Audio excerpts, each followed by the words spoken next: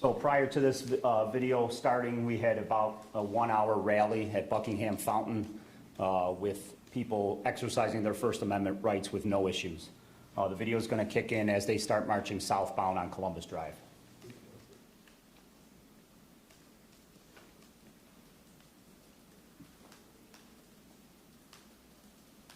This is an overhead view that shows the group walking southbound on Columbus from Buckingham Fountain toward the Columbus statue. As you can see, there's several thousand people. And I'd like to point out the size of the banners in the front, which are approximately 5 to 6 feet tall, and all connected by PVC pipe, which will become important later on.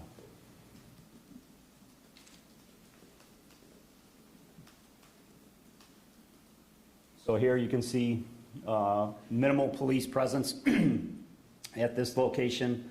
We have police cars in the rear to protect the rear from any vehicles that may come up behind First Amendment protesters that walk down the streets, and they have been doing that throughout the last month and a half.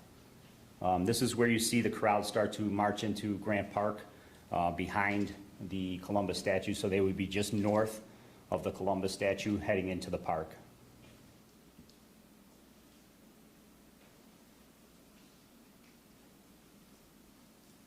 Okay, here's where we see the protests take a turn for the worse and turn into a riot situation. A lot of these individuals put up umbrellas and hid behind those banners among the foliage down the hill, so shielded from our officers' sight who were on the ground. And as you can see where the arrow is pointing out, this is just showing an individual changing from his clothing into all black clothing. And you'll see as the video progresses how they form up and march toward the statue. So here, again, a lot of the protesters are moving in front to shield this group who are all changing clothes and preparing weapons to be thrown at the officers who are standing at the statue, which is approximately half a block away. And now, again, you see the protesters moving in a platoon-like fashion with the banner that is all connected by PVC pipe towards the statue. And here's where they start marching south in Grant Park towards the statue. The PVC pipe is then taken apart from the banners. And a lot of that PVC pipe was sharpened on the ends to a point, which was being jabbed at the officers up when they get closer to the statue, and you'll see a video of that.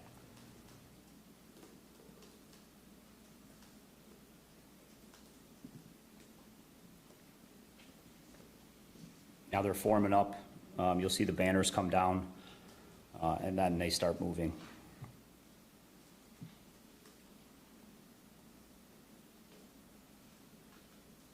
What you don't see from this video on the back end is a lot of the bicycles that are forming a wall around the bicycle behind.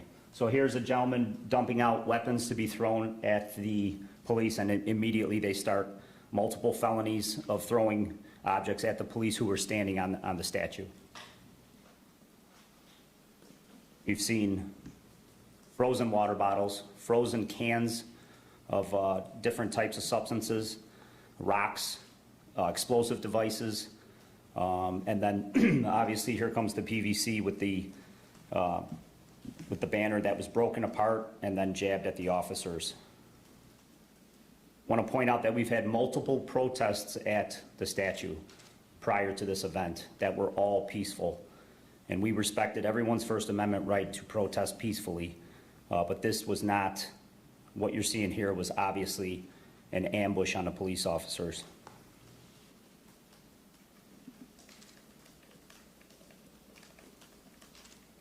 So within the group, there are people pushing carts and holding bags that had the items to be thrown at police. So they had multiple restocking of items to throw at the police, weapons basically.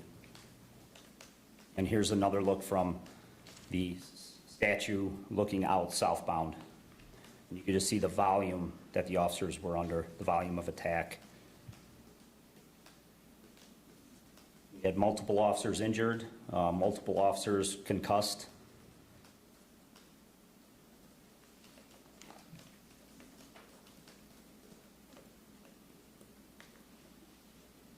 Then I'd like to point out, there's the sticks being thrown. The officers, at one point, you'll see one of the officers move over, an incendiary device or an explosive device blows up near his eye, and you can see him walk away holding his eye.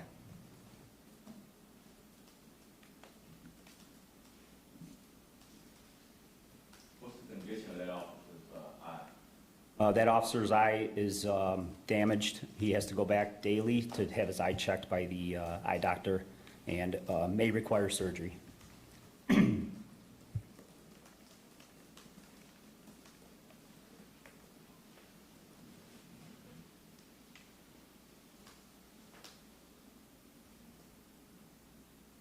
going to happen here shortly. You'll see the officer in the white shirt, the sergeant,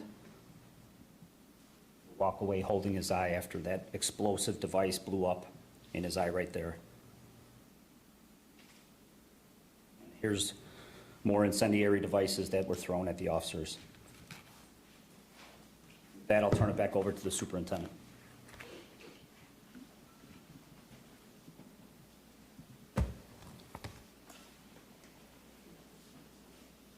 So the last several weeks, including last weekend, the Chicago Police Department has faced organized actions to provoke violent responses from our officers. I noticed a lot of you were looking down while the video was playing during some of the critical times to really show the violence.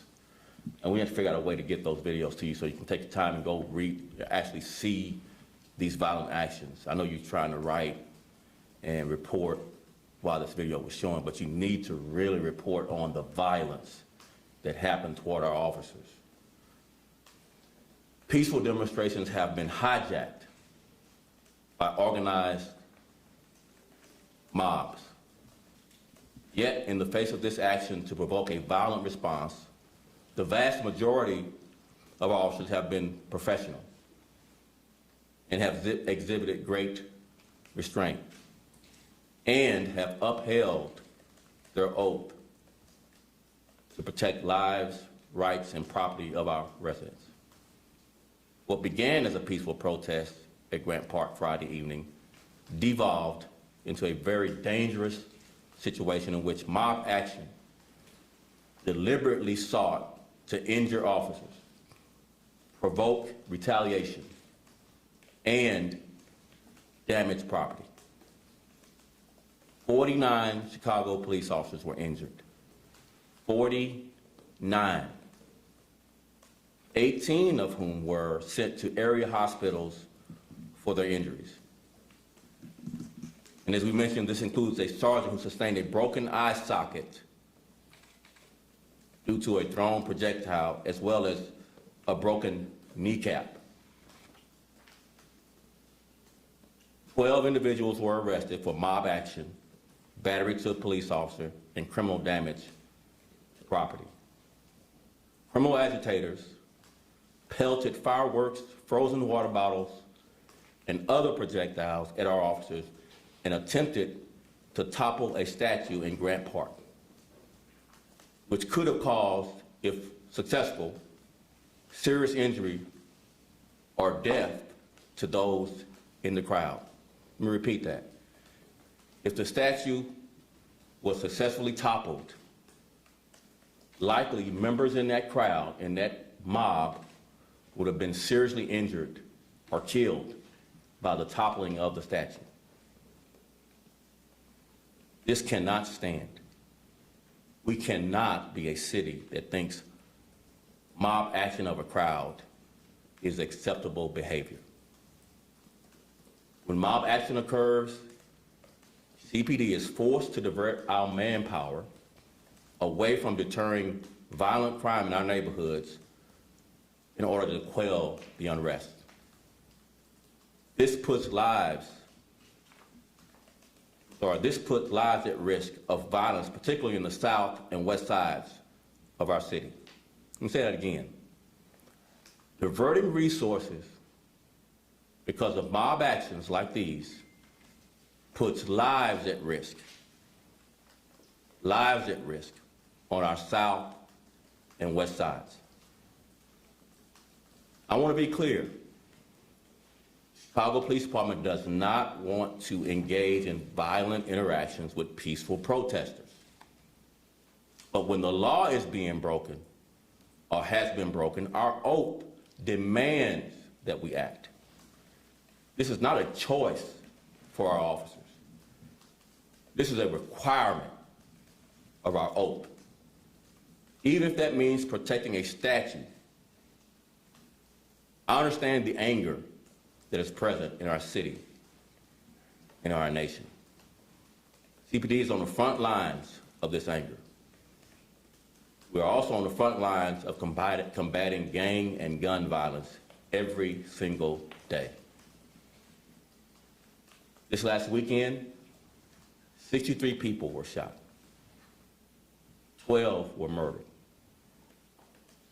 Chicago police officers made 57 gun arrests and recovered 87 guns since Friday night, bringing the total of guns recovered so far this year by Chicago police officers to 5,296 guns recovered by Chicago police officers so far this year.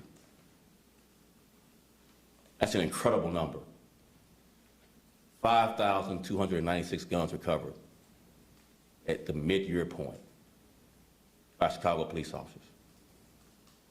In every gun recovery is a deadly force encounter with someone who possesses a gun. Chicago police officers are risking their lives to protect Chicago residents. Let us redirect our anger to the loss of life on the south and west sides of Chicago. Let us work together to improve outcomes on the south and west sides neighborhood. Instead of forcing Chicago PD to divert our precious resources, it's limited the amount of officers we have, from deterring violence to responding to angry mobs.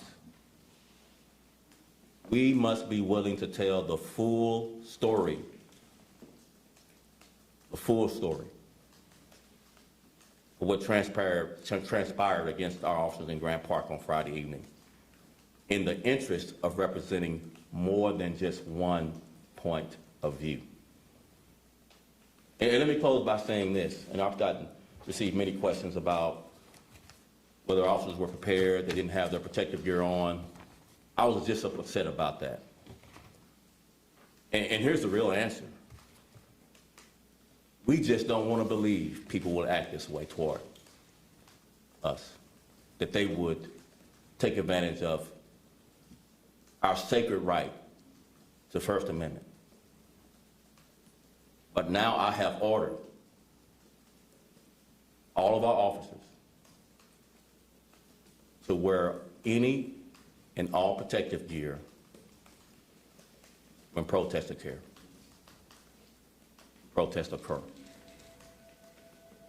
Because of these mob actions, we must protect our officers. We cannot assume that protests are going to be peaceful based on these actions and others. We have to protect our officers from projectiles being thrown at them, from PVC pipes sharpened being stabbed at them, from their kneecaps being broken, from their eye sockets being destroyed. We must protect our officers from this kind of violence from these mobs. And I'm just asking you to report it.